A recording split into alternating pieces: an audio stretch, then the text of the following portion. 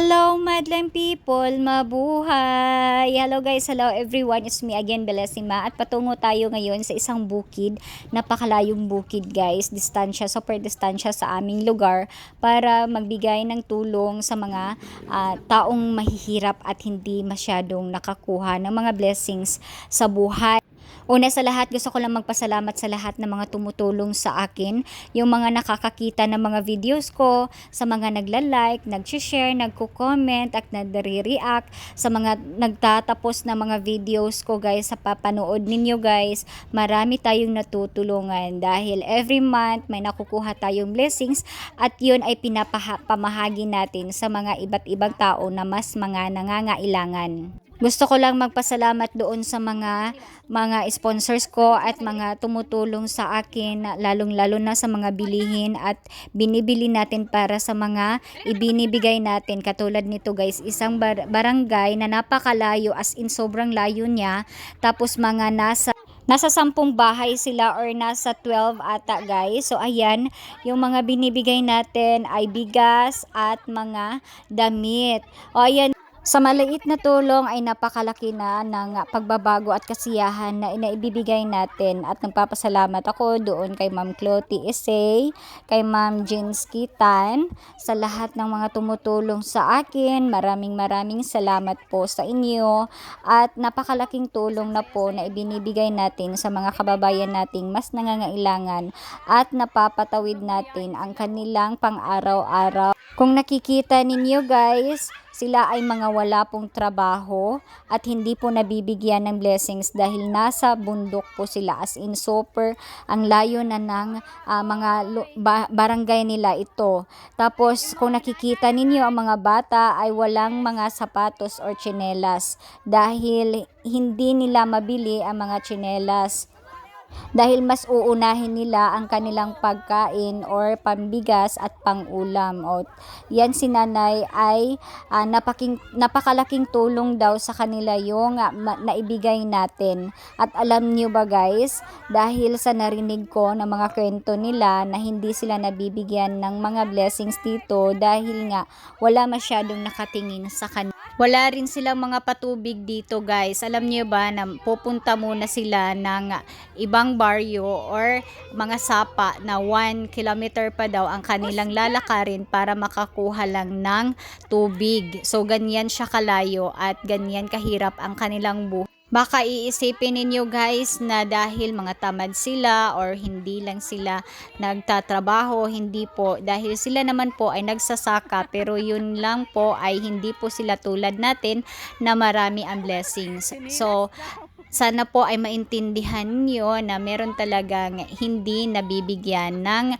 kagaya natin na sobra-sobra ang blessings. Alam nyo ba, ang mga bata dito guys ay hindi pa halos nakakain ng masasarap like fried chicken, mga spaghetti, at hindi pa rin sila nakakain ng Jollibee. Tulad ng sinasabi ko na meron pa talagang mga tao at mga bata na hindi nakakain ng Jollibee. So ayan, sobrang saya nila. Kaya shout out na to na ha. Ako masulti, dakang akong pasalamat. Natagaan ni sa mga sinina o bugas. Ayan na. Shout out na to si Ma'am Clotty Isay.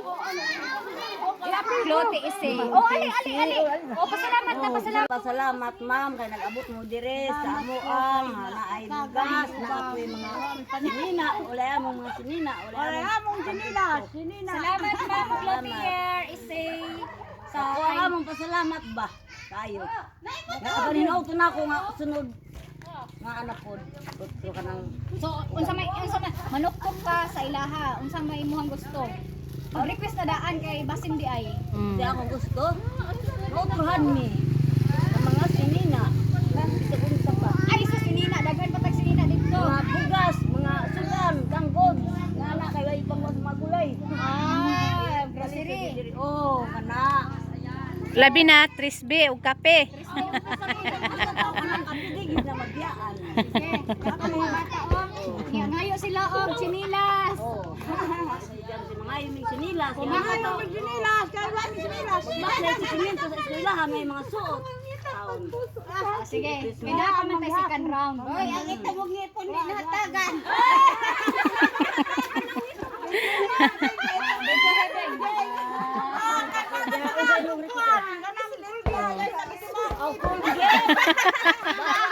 Kung nakikita ninyo guys, o di ba, mahihirap sila, hindi nila halos makuha ang kanilang mga gusto, pero masayahin pa rin sila, nakukuha pa rin nilang tumawa at pa-positive vibe. Kaya nga guys, sobrang laking tulong ng mga binibigay ninyo para sa akin dahil nakakatulong tayo sa iba, lalong-lalo na sa kanila dahil mas kakailanganin nila ang pagkain kaysa sa mga damit.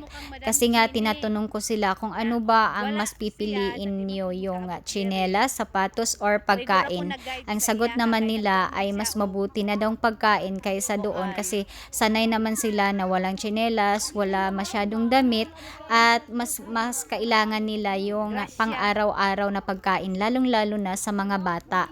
Sa mga nanonood dyan, so mas nangangailangan sila. Kung nakikita ninyo, sana ma-appreciate ninyo ang mga buhay-buhay ninyo ngayon. Dahil kung naghihirap kayo, may mga taong mas naghihirap pa, pero pinapanatili nilang mabuti ang kanilang kalooban at masayahin. Alam ko marami pang gustong tumulong at lalong-lalo na sa mga bata na hindi pa nararanasan yung mga nararanasan ng iba. Tulad niya na nakadamit na siya, nakabagong damit at may pangkain na sila mamaya. So maraming salamat kay Ma'am Clotty Isay at kay Ma'am Jinsky Tan dahil sila ang tumutulong ngayon sa akin para makuha at mabili yung mga pangangailangan ng mga taong ito. Laking pasalamat sa inyo at si Lord na ang bahala sa inyo po. At yung mga naibigay ninyo sa akin, pinabili ko na po ng pambigas. Yung iba naman ay binahagi natin doon sa iba para mahati at marami pa tayong matutulungan. So, sa mga gusto pang tumulong guys, at para pampa-Jollibee, para man lang makapan-Jollibee, gusto ko sanang ibili ito lahat pero hindi ko po kaya kung wala kayo dahil sa inyong tulong, mas marami pa tayong matutulungan. So, maraming salamat sa inyong lahat. God bless. Jollibee, wala pa. Wala pa kakaon ng Jollibee. Ikaw, kakaon na kag Jollibee? Wala pa. Wala pa mo kakaon ng Jollibee? Wala pa. Kalo, oy, nila, wala pa. Mangita taog kuan, mangita taog ka ng muhatag og Jollibee no. Ingnan nyo, Jollibee baka naman. Ikaw, kaluoy pud nila, wala pa kakaon ng Jollibee. Gusto ninyo pagbalik na ako na Jollibee? Oh. Asa inyong gusto? Spaghetti o burger? Kakaon na mag spaghetti. Ingon mo, wa pa mo kakaon. Sakpan. Kakaon na mo, wala pa. Wala pa bitaw sila kakaon guys. Hindi pa sila nakakain ng Jollibee. At pati ang Jollibee hindi pa nila napuntahan. So, pila ni sila kabok? 2, 4, 6, 8, 10, 12, 13. Mga nasa 20 na bata hindi pa nakakain ng Jollibee. Sige pohon ha. Gusto niyo Jollibee? Oo.